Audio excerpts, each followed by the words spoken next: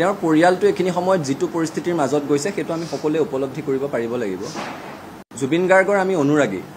আমাৰ অসমৰ সকলো মানুহৰে অনুভৱ যে জুবিন গাৰ্গ ঢুকুৱাৰ দিনাখন আপোনাৰ মোৰ আমি সকলোৱে ভাবিছোঁ যেন আমাৰ ঘৰৰ কোনোবা এজন হেৰাইছে।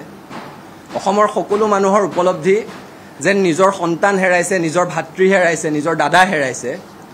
সেইটো আমাৰ মানুহজনৰ লগত তেজৰ কোনো সম্পৰ্ক নাই, অনুৰাগী হিচাপে আমাৰ সেইটো উপলব্ধি। গৰিমা শইকীয়া গাৰ্গে কি হেৰুৱাইছে সেইটো আপুনি বা মই উপলব্ধি কৰিব নোৱাৰিম। এইখিনি সময়ত গৰিমা শইকীয়া গাৰ্গে এই আধ্যাত্মিক কাম কাজখিনি যে তেওঁ অস্থিৰ নোহোৱাকৈ কৰি থাকিব পাৰিছে সেইটো কাৰণে তেওঁ সাধুবাদৰ পাত্ৰ।